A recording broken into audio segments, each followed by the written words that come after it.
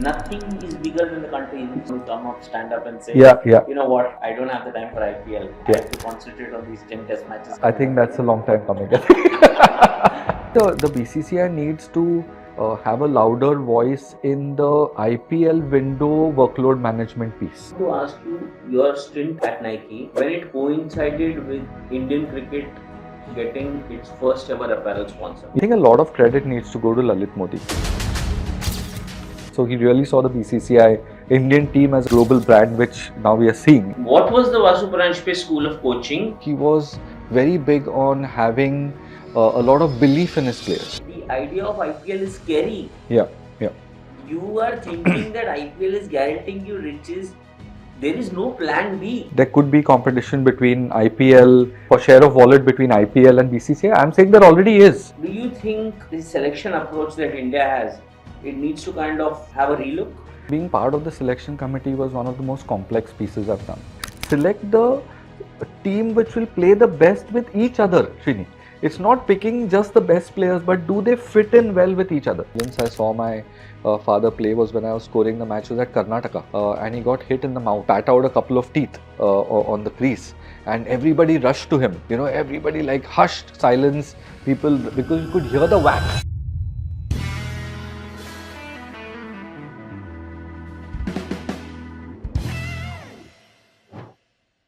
A club cricketer, an India cricketer, a marketing executive, an entrepreneur, a corporate executive, a national selector, and God knows what all is remaining now to come. We have a wonderful guest with us today, Mr. Jatin Paranjpe.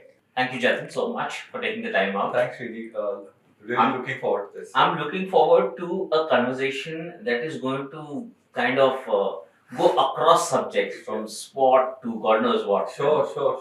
That's the way my path has been. So yeah. And I forgot to mention another thing. There are so many personal accomplishments which we'll be touching upon. Not to forget the lineage where you're coming from, the son of great Vasu Paranjpe. Yeah. So again, so much for us to know about on that front. Absolutely. Okay, let's start with what is happening right now. Entrepreneur. Let's start with the entrepreneur Jatin Paranjpe. We run a sports platform called Khelo More. Think of it as a aggregation platform and access platform for sports. Think of it like a Book My Show for sport, for example. So we have an app which has thousands of sports venues on it, and if you want to play pickleball or badminton or box cricket or football, squash, tennis, you can go and book slots at venues and pay for those slots. And so we are in the business of giving Indians an access to sport, because I've been hugely passionate about the fact that access is extremely important for Indians. I'm sure millions and millions of Indians more would take to sport if they knew where to play a particular piece, right? So you were mentioning that, hey, my son is into pickleball, I don't know where to go. And that's like a common use case across the country. So we thought that, hey, if we aggregate all the supply on one app, and in the future also aggregate coaches on the same app, it will be a great go-to platform. So we call it India's front door to sport, basically. So that's been the thought, the concept, inspired by booking.com. I was in Amsterdam for a while living there. Right. And booking.com is the founder is Dutch, so it's the world headquarters are in Amsterdam, just overlooking the sea. Beautiful building. And just thought that, hey, India being the youngest population in the world, we need to give access to sport to everybody. So we've pretty much have been doing this for the last 7 to 8 years. I also came across a very interesting stat. I don't remember the exact number, but the number of cricketers vis-a-vis the number of coaches that are available. Around, it's again a very domestic level stat, but there are 20,000 plus cricketers in the circuit. And the coaches are like... The ratios are very skewed in India, a coach to student ratio or a coach to player ratio. And I spoke of access, but the second part which India needs is skilling. So access and skilling, in the future you'll see Khelo More also running an aggregation platform for skilling. So we'll take all the certifications, put them on one separate app, and it'll be multilingual, and people can skill, reskill and upskill themselves on that platform itself. So access and skilling, these are the two pieces we'd like to contribute, and we very much believe that this is something which India needs. This is something which we are doing for the country. So it's going really, really well. The mindset of Indians has changed tremendously over the last 2 or 3 years. I think since the pandemic, people have become more aware of their well-being, their health, and they feel that it doesn't stop at a gym. If we go and play, then we connect with friends as well. So a lot of what Khilomore also wants to do is to connect people together through sport. We are seeing communities, Srini, on a daily basis mushrooming. There's a community in Hyderabad of pickleball users, which is 11,000 pickleball users in Hyderabad. So this entire community feel is something that I think tech can bring about. So we want this to be the place to go for sport. So if you want a coach, you should say, यार खेलो मोड़ पे देख ले कुछ तो मिल जाएगा. If you want to play, you should say, यार खेलो मोड़ पे होगा कुछ venue close to us. Yeah, what you were showing me basically, if I want to see where is a pickleball center near to my house. Correct. You just enter your current location and it'll throw up stuff, Nice. and you can then book it. And so that's. I don't know about any other sport, but pickleball certainly needs an app. Like Yeah, yeah, yeah. I have myself fallen in love. Yeah, with, it's such a easy sport, such a social sport, and Gen Zs are have a different outlook about health and fitness. They don't want to go out to a pub and drink alcohol all the time. They want to go out, they want to play sport. Yeah, and I can play with my family. Yeah, exactly. I mean, we were in our Don Bosco. There was a small reunion in Goa 2-3 weeks back, and at the Fort Aguada they have 4 pickleball courts which are managed by Khilomore. Okay. So I just suggested to the guys that, hey, should we go? And they were like, yeah, we have to go. And they still send me ki that was the highlight, yaar. वो 2 घंटे बहुत मजा आया, And that is where I feel we also we also will contribute a lot towards mental health, Shrini, because you go out, you play, you feel much better after that. Yeah, so that's been the effort of over the last 7-8 years, and this is what I want to do in life. I always tell a lot of people who come to me, LinkedIn is a great platform, so they keep reaching out that I have this idea, can you help us? And I try and spend as much time as possible with them, but I always tell them that it's going to be 100 times tougher than what you what you initially thought. So be ready for that ride. Interesting. When you were talking about the idea of coaching, and I'm thinking, here is a man who belongs to a family from where there have been origins of coaching philosophy. Yeah.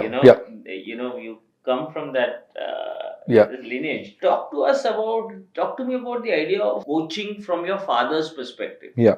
What was the Vasu Paranjpe school of coaching? And no one better than you to kind of give us a first-hand Sure. idea of what it was like, and when you look at things where they are, Sure. where they are today. Sure. So just to set it up with a chronology, I started going to Dada Union games when I was 6 or 7 years old, maybe 7 years old, to do the scoring. Because you had those score books at that time, right? And I had a black pen, red, blue pen. I would maintain a very neat. How old were you then? I was seven.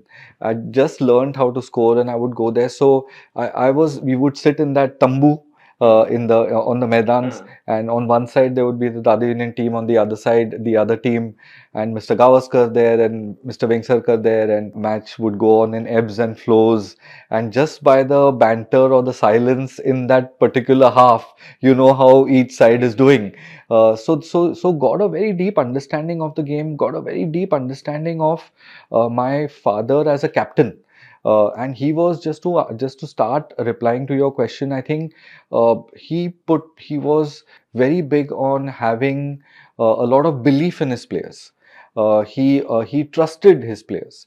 So Dada Union was always known to be this, very school of hard knocks, Madhav Mantri, and the dressing room would be quiet, and you're not allowed to smile or crack a joke and this, that, and the other, and you were not allowed to express your opinion. You were there to do a job. But it all changed when my father came in, and it became a space where where people started saying that, hey, we won, Vasu, come on, you take us out for a beer now. And Madhu Mantri would like frown upon all of this terribly.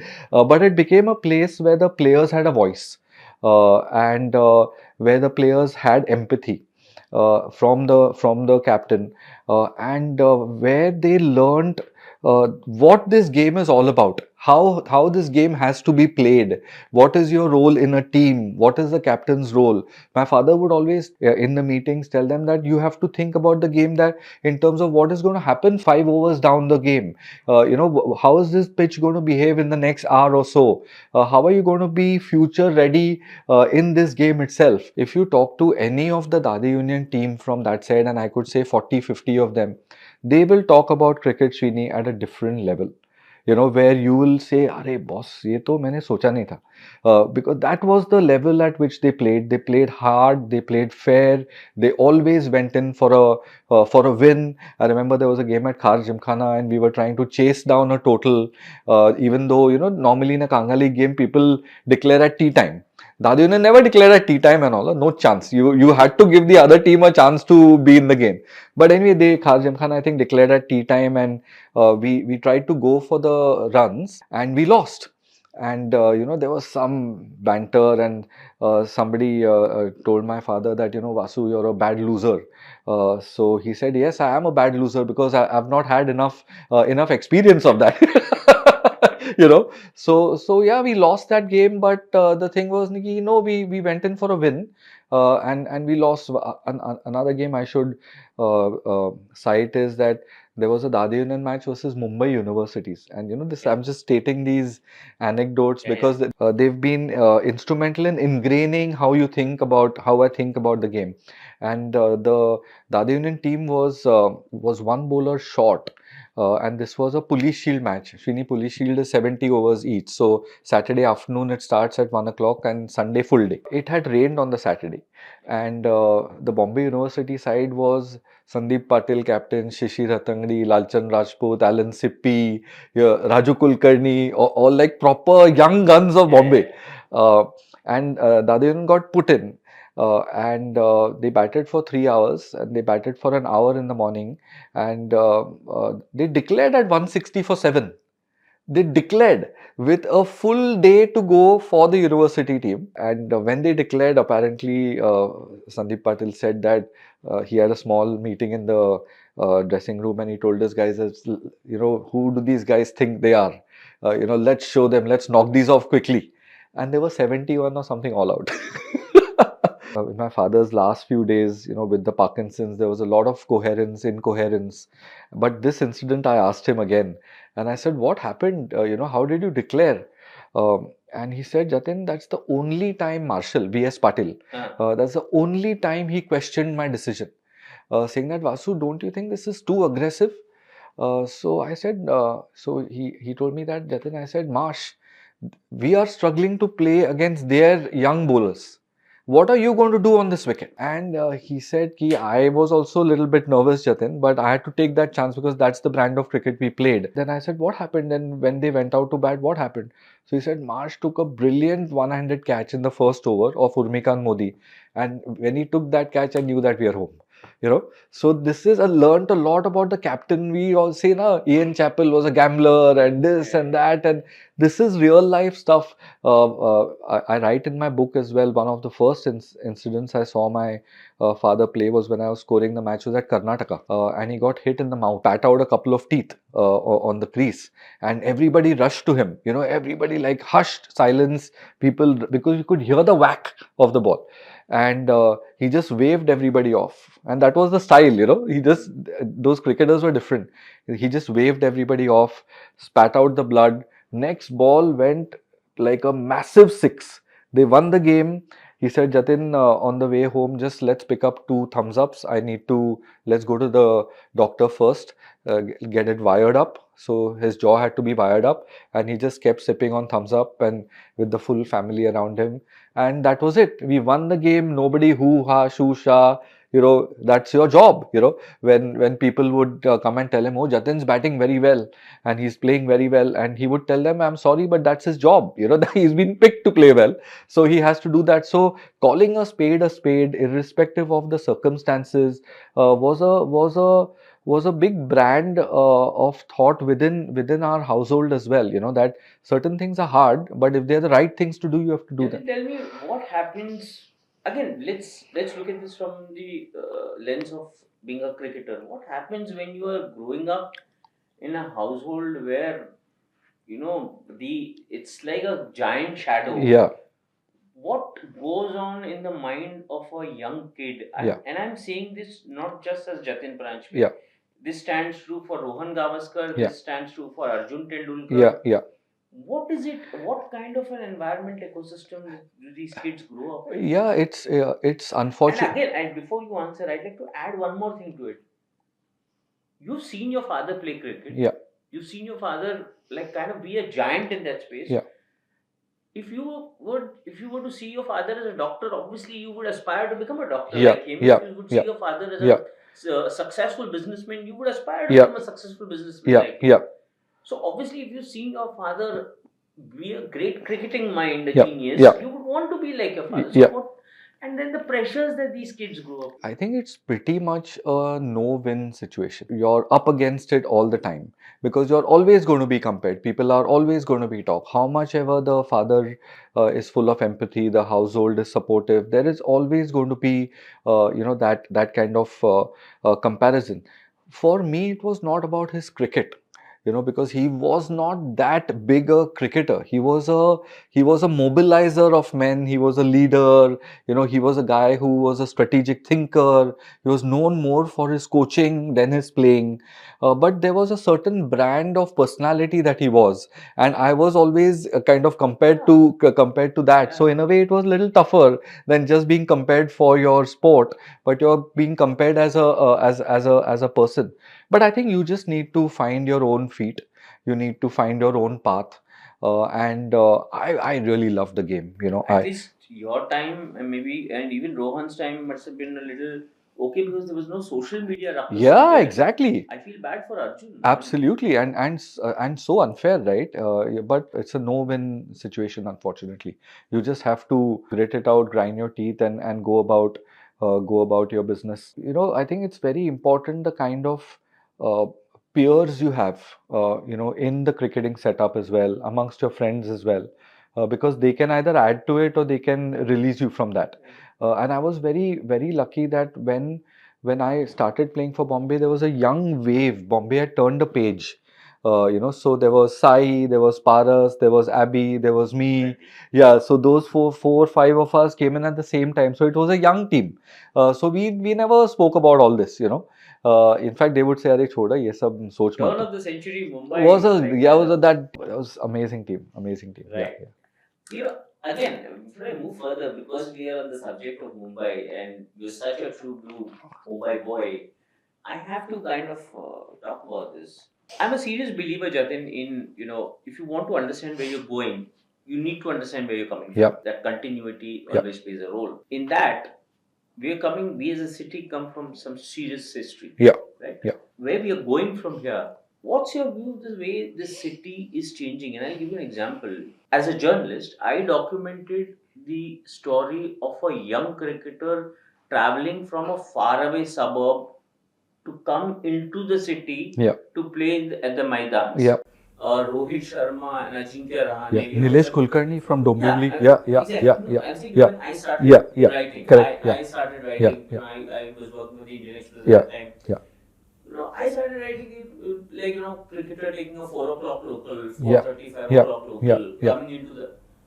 Today, the cricketer in the city Yeah. is being forced to take a local out Yeah. to go play and come back. Yeah. Because the concept of Maidan, Yeah. the Mumbai Maidan, is slowly like moving out. It's Yeah. just giving away. Yeah. What do you make of this? Can this be even protected? Is there something that's not being done right, or is this? I think it's an evolutionary piece, basically. Cricket shifting from Dadar Shivaji Park towards North Mumbai is just the way the city has grown. Right? Earlier you would say Borivali and you say, oh my god. But now you feel कि Dahi sir, ठीक है, hey, whatever, we'll go and we'll play or whatever it is. City spreading and cricket becoming more and more popular went hand in hand. So the aspirations grew for those children there as well. So there's nothing wrong with that at all.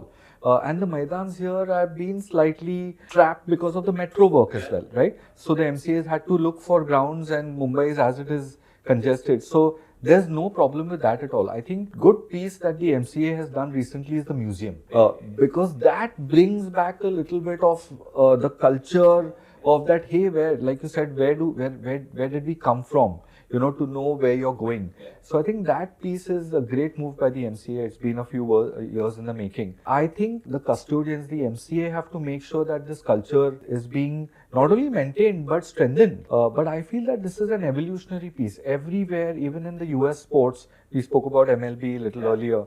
But even the NBA, for example, went through this, a lack of culture, and then somebody became big from a player and a coaching perspective, and they were the pillars of that culture, and they brought that psyche back. So I have no doubt that Mumbai, as a cricketing bastion, will see a little bit of upheaval here or there, but I think they are on the I right. also feel that the city needs to market its sport a little. Oh, more absolutely, absolutely. I think there's zero marketing. I was fascinated. So it was my first experience this year of watching some MLB matches. Yeah. I'd never seen baseball in the US, and I was fascinated with the idea of the subway series Yes. in New York, Yep, right? yep. Mets versus Yankees. Yep. So the whole idea of that contest has been designed as a battle between Bronx and Queens. Yeah. And the subway lines that divide how these fans travel. Yeah, yeah. So it's almost like, a Mets fan will not take a particular line, Yeah, a subway line. yeah, A Yankees yeah. fan will not take a particular subway Yeah, line. yeah. So it made me think, and I actually, while I was listening to somebody tell me about the subway series, I was watching a Milwaukee versus Mets game in New York. Yeah. And I was thinking to myself, in Bombay, can't there be a central line versus western line versus harbour line competition? Yeah, Kind yeah. of. Somebody needs to come forward, market, and make it very city-driven idea. Absolutely right. Social media will play such a big role in it, so it can become big very quickly. So I think it's waiting to happen. Hyper local kind of competitiveness, which earlier, in the 60s and 50s and 60s and 70s, they would say this side of the bridge and that side of the bridge. So Shivaji Park and Nadu you did. So those games would have 5,000-7,000 people watching them. So that's waiting to happen. I don't know why it's not being done, but overall, I feel that club cricket, domestic cricket, there's a complete lack of marketing. I think there's a huge scope for these rivalries to be built, communities to be built. We are seeing, like through our work, we are seeing box cricket communities, pickleball communities, paddle communities, running communities, massive in India. Why aren't there hardcore? Why do clubs not have fan clubs, for example? Why do teams not have fan clubs? I think there's a lot to be done. Hopefully, somebody will be thinking about all this. It's not even just the Mumbai cricket Maidan culture. We were talking about Kolkata. Yeah. Look at the East Bengal. Yeah, Mohan the East Bengal Mohan Bagan, and then the para football as well, right? So it's all there. India has a lot of the ingredients needed to make sport a success. We just have to come and spend some time thinking about them, or in our case, aggregating them. You're a rare example of, a cricketer with serious history in his own backyard to someone who you left your MBA midway to pursue cricket. Yes, yes. And the moment you finished your game, you went back to Yes. finishing your MBA. And then, of course, the career that followed. The only other recent example of that kind I came across is Michael Kasprovic. Right. Michael Kasprovic finished his playing career, Yeah. went on to complete his MBA, Yeah. came across as one of the senior executives in a private firm, and Yeah. then worked on that ball tracking Yes, chip. yes, yes. I can't think of many cricketers who, after playing serious amounts of cricket, Yeah. and some as high as it Yeah, is playing yeah, for the yeah, country, yeah.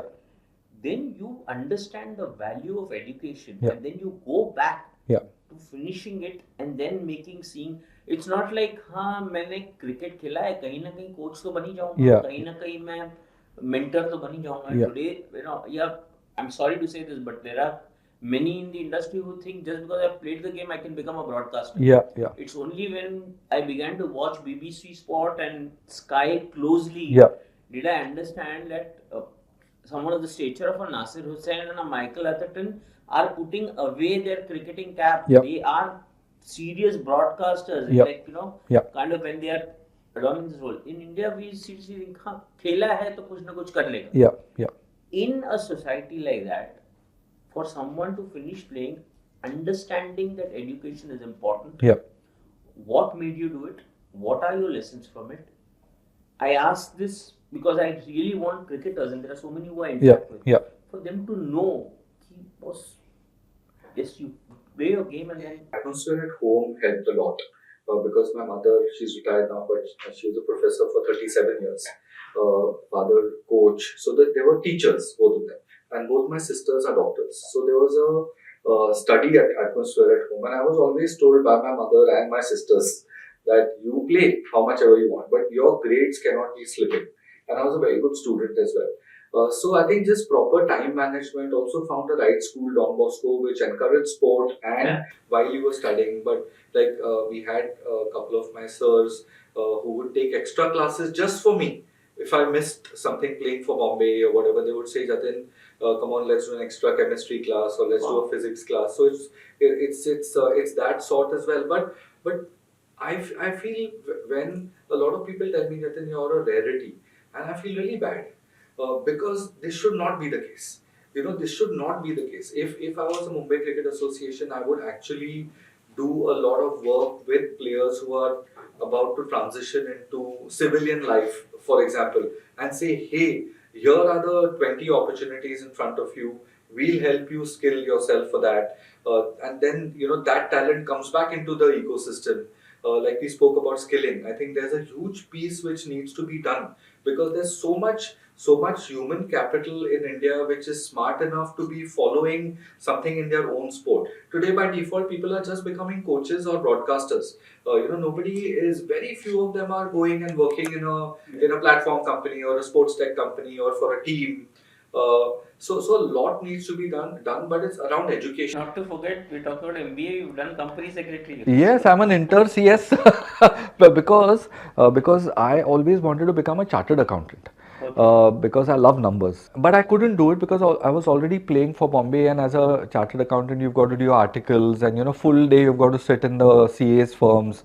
But I couldn't do that. So then I thought कि यार distance education में कुछ करता हूँ. And then somebody said कि the company law has passed a new resolution that it's over a certain turnover a company has to have a company secretary. So then I said चलो ये ठीक है. And that's the time Abby and I had just joined Tata's. And we joined a company called Tata Metals and Strips, which later became Special Steels. And the CS there, Mr. Zambekar, he said, "You're studying for your CS?" I said, "Yes, sir." So then he would help me for 2 or 3 hours. He would take me into meetings where a lot of the resolutions were being drafted, compliances were being sorted out. He taught me how to maintain a ledger. So all of these things, I would work for 2 or 3 hours and then go for the Bombay practice. But I think at the end of the day, Srini, whatever you do, you've got to be a self-starter.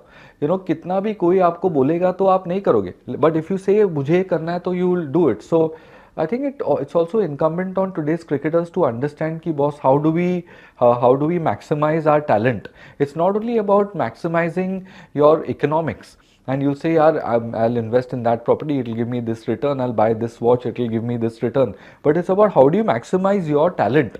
I think that's where associations who are the custodians, and I dare say even BCCI should be playing a role. I'm sure they would have something like this in mind given the new NCA and stuff like that. But there needs to be a transitioning role which is very, very absent in India. And in all the evolved sports economies like the US, the NBA has a transitioning team. So they allocate that transitioning team to each team within the league to then help players to get back into civilian life. Because what happens is your money disappears, somebody advises you wrongly, so they have a team of finance guys, tax guys who'll help you plan for a life after sport. So I think that needs to be done on a priority. Drawing from this conversation, two important things come to mind, one by one. Let's start with the idea of how impactful was the BCCI corporate trophy. What kind of a space did it create for cricketers? Today, we are looking at the riches that are coming out of IPL. Yeah. Okay.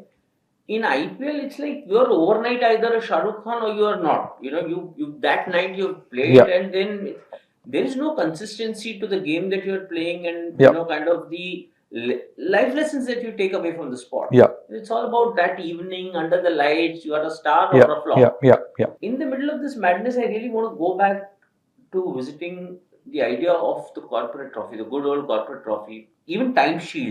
Yeah. Club cricket. What did it do to the ecosystem? I think it's a great start.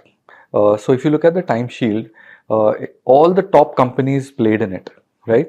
All your PSUs, private companies, they all played in it. I think that's a great floor plate, but recruitments have, Srini, stayed the same. The model of recruitment has stayed the same for the last 40 years. Say you're a Union Bank of India, you're playing in C division of time shield. You will take 4 players on scholarship, and then what happens to those 4 players after that next year, nobody knows. So that entire process has to be revisited with somebody like the MCA sitting and orchestrating all this, that how are we going to look after this pond of 200-300 cricketers on a yearly basis. And there's a lazy thinking attached to this कि कोई job नहीं देगा. No, things have changed. You look at all the Navratnas, private companies, they are always giving candidates, or they will be open to looking at candidates from sport, because everybody agrees that sport teaches you, gives you a different fiber than not playing sport.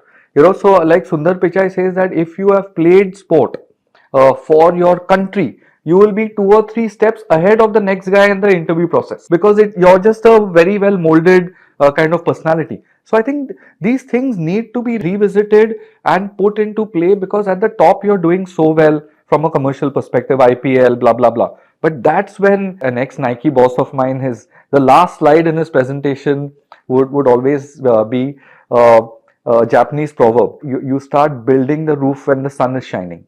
So here you got to start building the floor plate when you're doing so well, because then you are looking after your next 2 or 3 decades of sport, and you are building some longevity into your sport. And also remember that, this I realized when Milind Rege passed away. Yeah.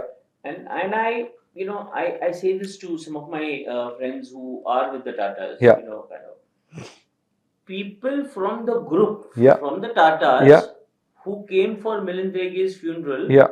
was surprised that this is a man who was part of our group. Yeah. It's another world Yeah. that Yeah. they kind of opened up to. Yeah. Kind of, for the number of ex-cricketers, current cricketers who came to kind of, pay the condolence. The amount of gravitas that cricket added to these PSUs and private companies, I think that element and that hunger is still there, right? If BCCI were to. Yeah, it's there. You just need to mobilize it. You just need to mobilize it. You just need to call the top 100 CEOs of companies playing cricket, top 100 companies playing cricket. Invite the CEOs there. Get a Virat or Sachin to talk about what cricket means to them. Slam dunk, I guarantee you. Interesting. And again, from an IPL standpoint, what's happening is, there is this headline that's been created. IPL riches guarantee you a future. Yeah. Now, 15 years, 18 years of IPL, and now I'm beginning to think that no, on the contrary, the idea of IPL is scary. Yeah. Yeah. You are thinking that IPL is guaranteeing you riches. There is no plan B. Exactly. There is no plan B if your IPL stint doesn't work. I mean, I don't want to name cricketers, Yeah. but so many who have come, played, and overnight have become a headline and then faded away. Yeah. It's like Yeah. unfortunate. Suddenly you realize the guy is gone, nobody knows where he is. Yeah. Yeah. Yeah. And are cricketers in a position to realize this? And then, it brings me to a larger subject here.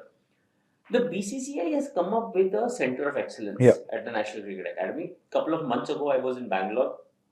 I requested somebody from BCCI to allow me to see the Yeah. facility. Yeah. Stunning. Stunning. Yeah. Absolutely Yeah. stunning. Yeah. VVS Lakshman was there. Yeah. I met him. He Yeah. showed me the facility. Yeah. Some of the junior teams were practicing. Yeah. The viewing areas, the facilities, Yeah. Olympic size swimming pools, Yeah. jacuzzis, like state of the art Yeah. stuff. How important it is for that same center of excellence to have a classroom where a young cricketer in his teenage can Yeah. go and understand what other value lessons he needs to add Yeah. in order to make a post-retirement career. Because Yeah. unfortunately, I am at the age I am. I'm now thinking, what do I do to make my career Yeah. grow from Yeah. here? Yeah. Right? Yeah. Yeah. At the same age, a cricketer will like, "Bhai, abhi main kya karu?" Because the most important thing that I knew or did, Yeah. I'm done playing. Yeah. What do I do next? Yeah.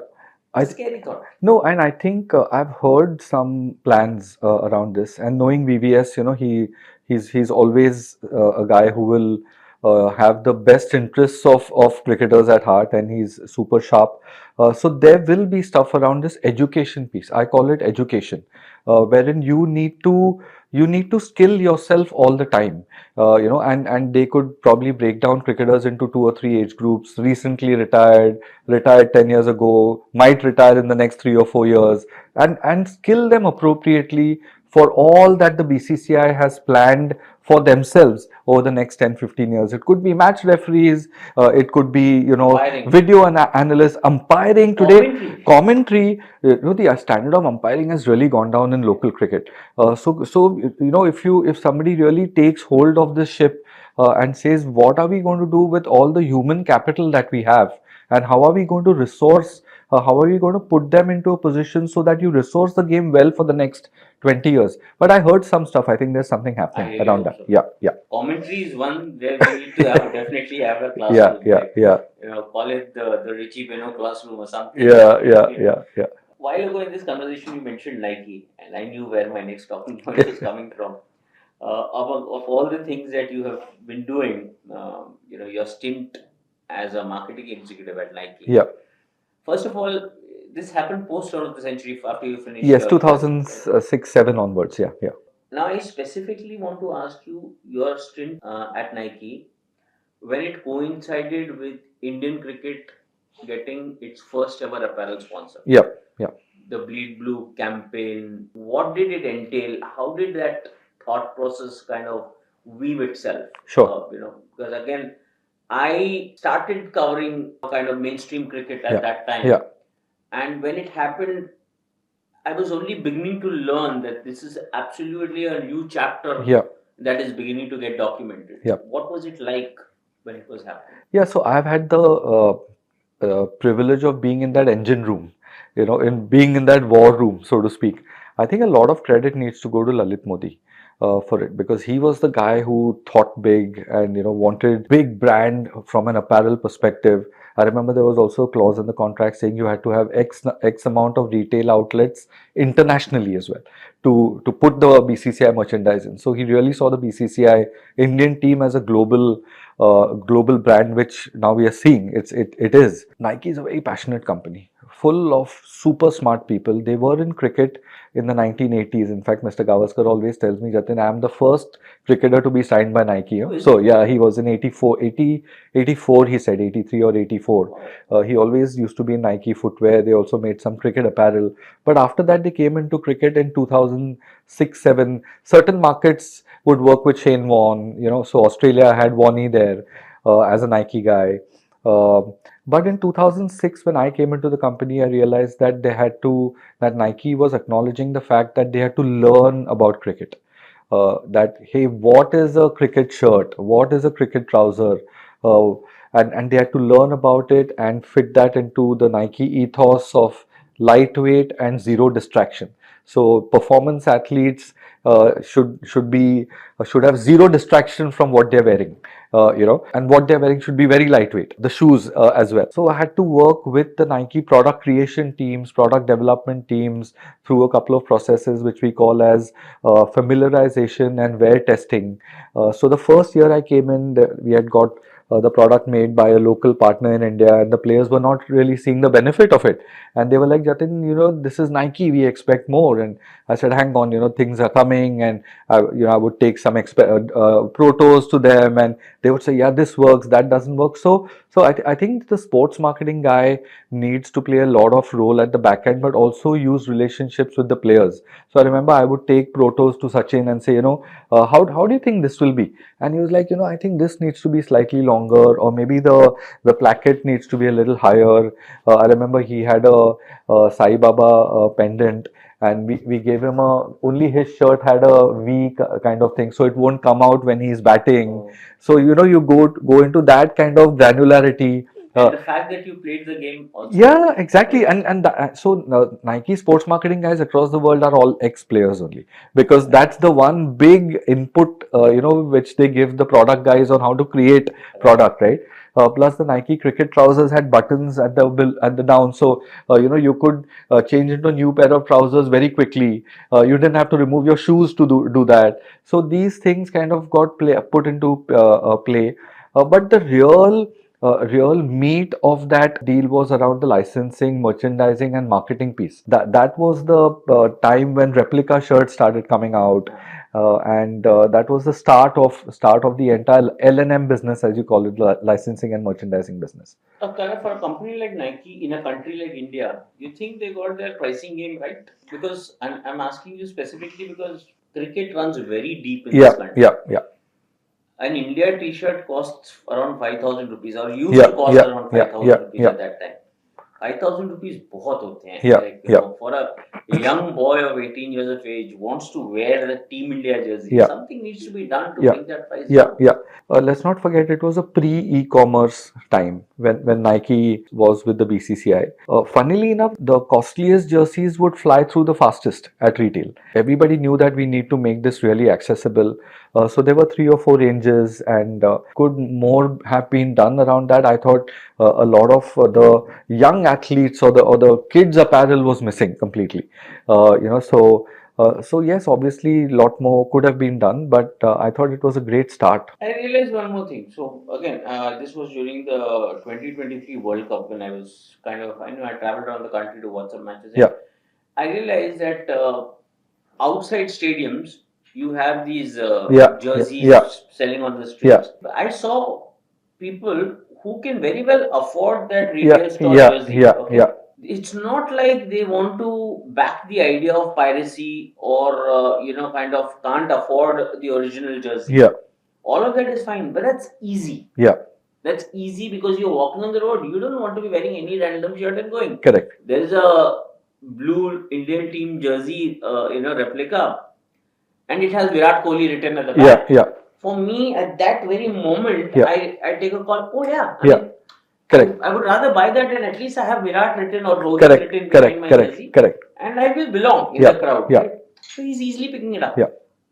The same thing if BCCI were to take care, Yeah. make sure that those streets have fan jerseys Yeah. available. Yeah. There is so much more that can be done, right? Is that an element? And to go back to a point you made earlier, right?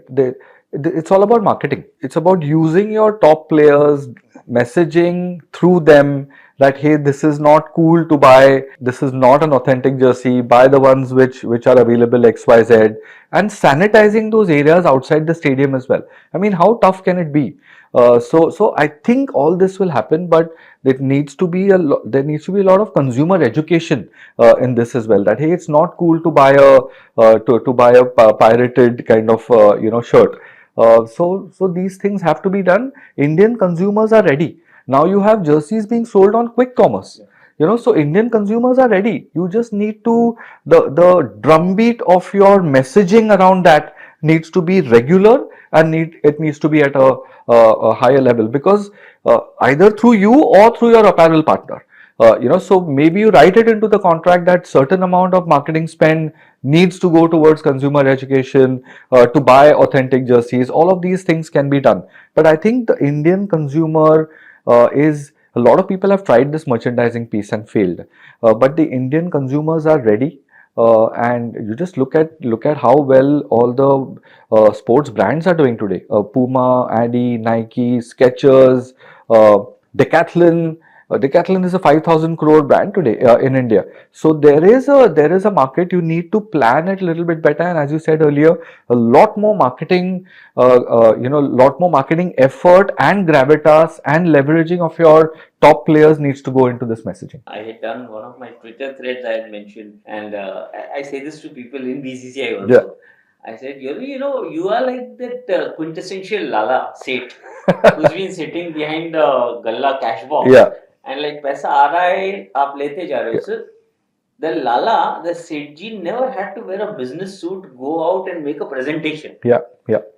And I somehow feel that Indian cricket is at that vantage point where that time is coming. Yeah. Where Indian cricket, the BCCI has to take that step forward. Yep. In going out to the sponsor, to the average run-of-the-mill sponsor, and saying, look, I know you are investing, you're parking your money with me. Yep. Let me make you feel invested. Yeah. Right. Yeah. That thing of kind of walking that distance. Yeah. And why I say this is because I again in a conversation with a sponsor, Yeah. an official partner with the IPL, Uh, I said, so why are you pulling out? He said, I don't feel like I belong. Hmm. Hmm. Hmm. I don't feel like I belong. Yeah. I would rather go and park that money with a franchise. Yeah. I know that even if it is for 3 months in a year, I'm invested because I have access to the player, Yeah. I have access to the team, Yeah. I have access to the franchise owners, Yeah. and I have access to how the franchise is thinking from a global standpoint. Yeah. Right? Yeah. So that made me think that this the BCCI space, sponsorship space, is slowly gravitating towards the franchisees. Hmm. Hmm. Hmm. I'm not sure if there's a. I think the time is round the corner when franchise will be in direct battle, competition Yeah. with the BCCI Yeah. Yeah. for an average sponsor. Yeah. Look at Qatar Airways and RCB. Yeah. Yeah. Yeah. It's top dollar for a team that did not win anything Yeah. for 18 years. Yeah, yeah. We run an app, right? So we talk about our users. I think a lot more work will go in from the BCCI side to look at their users a little bit more, to cater to their users a little bit more. It's not only catering to the sponsors, it's catering to your users as well. Today, if you look at it, there's not a lot apart from just live scores and broadcasts, which the BCCI does for their users. So I think the time will come, and as you said, there could be competition between IPL, between for share of wallet between IPL and BCCI. I'm saying there already is. There already is. And now with the ban on real money gaming, it will be felt even more. So one of my friends, he is the CTO for the NBA. He said, Jatin, 99% of my audience will never watch a NBA game live. So I need to make that experience on the app so rich and so amazing that they feel connected to the NBA. So there is a place for product in all of this, is what I'm trying to say. Does the BCSI have a great product team to build an app? No, they don't, but they probably need to do it. So I think that experience, the like 99% of Indians will never watch a live India match, right? So you need to take that experience, and that's the kind of user interaction, user kind of caring about your users a little bit more, I think, which we'll see in the coming years. I have to keep telling them that you all are sitting on such amazing archive. Oh yeah, yeah. Please figure a way out to share something with the fans. I mean, today's youngsters should know what a Hero Cup in the 90s was like. Absolutely, or a history of Indian cricket, for Yeah. example. There's hopefully things will. I remember a conversation with the NBA commissioner a couple of years ago. Yeah. Adam Silver. Adam Silver. Yeah.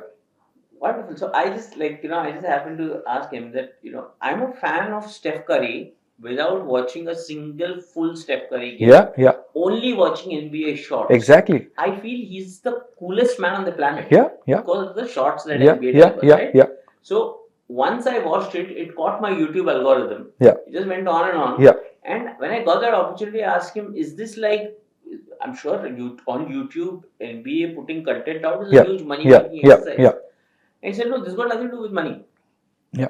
If some guy sitting in some corner of the earth is actually watching it, I have done my job. Yes, absolutely. I have done my job in taking basketball to that corner of the earth. I mean, that is something that Indian cricket, for the volume that it can deliver. Yeah, and if you look at Indian cricket, let's talk about this approach.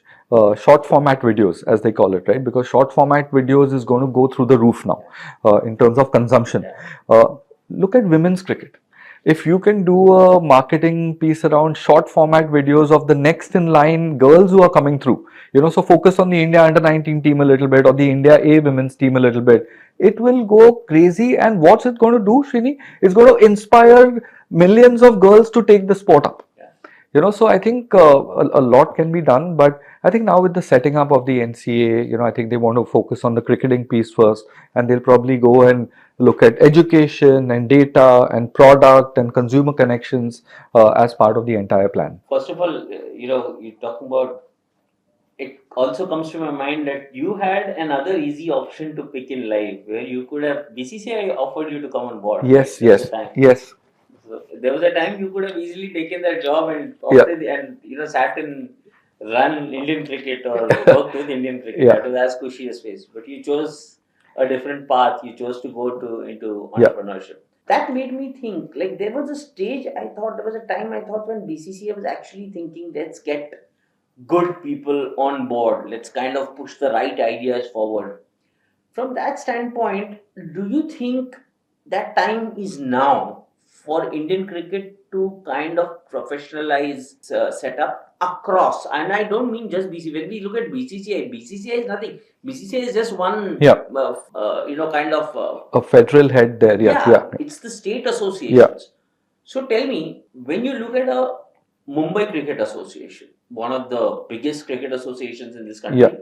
and when you look at a Wankhede Stadium, shouldn't the onus be on Mumbai Cricket Association to learn and know how it can monetize a property like Wankhede, how it can monetize Mumbai cricket, the Maidan culture in. You think that onus needs to start? Yeah, 100%. It's the responsibility of the custodian to do all of this. So maybe the museum is a step in the right That's a direction. wonderful But all this it's the prerogative and the responsibility of the custodian to be driving the short term, medium term, long term health. You need to have an agenda that, hey, what do I want to be after 20 years? What do I want Mumbai cricket? How should Mumbai cricket look after 20 years? So I think there's a lot to be done. But credits due where credits due. If you look at the participation piece, it's huge across India. It's huge. It's superbly organized. Abhi Kuruvilla is he's the GM of cricket operations. Like, he's like touchwood running a very well lubricated kind of ship.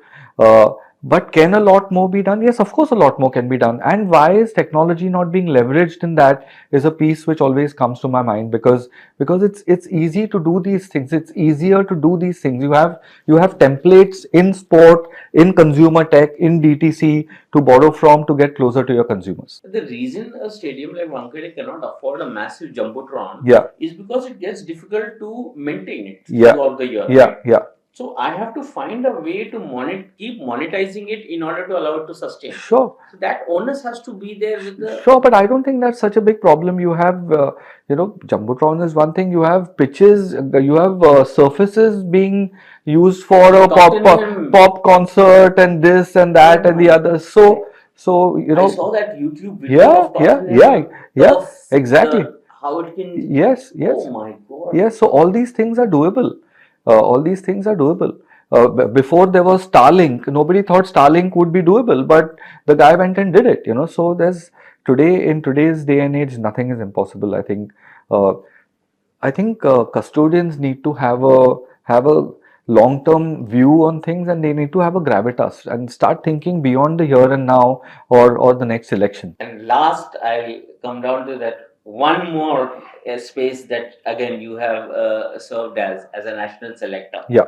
Again, today's job of a selector, when I look at it from a distance, T20 format, not Test cricket. Yeah. In T20, the job of the selector, national selector, is actually become a relatively easier one. And I say this for a reason. Every franchise in the IPL has its own scouting team. Yep. These guys are going last mile, picking the best of the talent, bringing them, nurturing them. Mumbai Indians doing what they did with Hardik Pandya. Yeah, right, from Bumrah. From Bumrah. Classic examples, right? So if you are a West Zone selector, you really don't have to actually kind of look that deep. Yeah. Because that job is being done for you on a 24/7, 365-day year basis, right? Yeah. All I need to do is be fair in picking the talent that's already come filtered down, right? Yeah. From that perspective, do you think this selection approach that India has, it needs to kind of have a relook? So being part of the selection committee was one of the most complex pieces I've done, because you need to be convinced about. It's a thankless job. It's a thankless job, and you get slaughtered. You need to be clear about the player whom you are recommending. You need to convince your committee that, hey, we should go after Srini. He's good. Then there's a team management piece which you need to kind of get on board as well. But I feel that there was always access to the best players because domestic cricket was being played, and very rarely you'll get an outlier. Now more leg spinners are coming in who've never played state cricket before. But I think more importantly, the job of a selector is to select the team which will play the best with each other, Srini. It's not picking just the best players, but do they fit in well with each other? And what's the right mix to get? And that's why you need direction from the team management on what are they looking for, how are they seeing the team, does that match up to what you're seeing, what's the culture they are looking for. So you need to pick the best 15 or the best 11 to play the best with each other. It's not about individual talent, it's about how you fit into that entire script, which the cog in the wheel. And that's what the football coaches talk about, right? It's not the most talented players. Are you going to lend more to this team with your talent is something which selectors always look at. And also about, I was doing a podcast with Bharat Arun. Yeah. And, I just mentioned it. He agreed actually that BCCI needs to pay Jasprit Bumrah from their pocket to not play the IPL. Yeah. And we are seeing these examples today. There's news about Stark quitting T20 to focus on the Ashes, and I think the BCCI needs to have a louder voice in the IPL window workload management piece. I think that's something which has Tell me, how does it come so naturally to these Australians and the Englishmen like James Anderson, Stuart Broad, Mitchell Starc, Pat Cummins? They know what is important. They know that nothing is bigger than the country. You've seen the kind of riches that you've seen in IPL. I heard stories of Pat Cummins. The first thing kind of when he won the lottery in IPL, he took care of his house mortgage back in Australia. That's the kind of money. But then when it comes to country versus anything else, it is country first. What is that mindset? What do we have to learn? What should be our takeaway from it? I think it also depends on the phase of the player's career, which dictates such decisions. I don't think players in their prime would do this because they want to.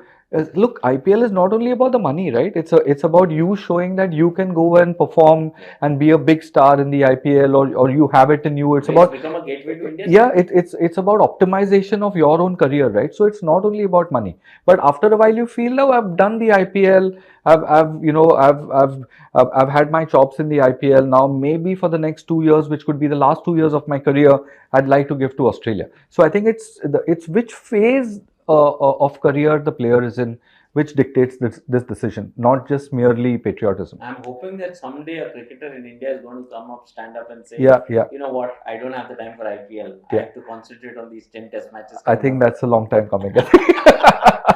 On that note, Jatin, thank you so much. It was a lovely conversation. Pleasure. Always a pleasure talking to you. Thank you for taking the time out. Thank you.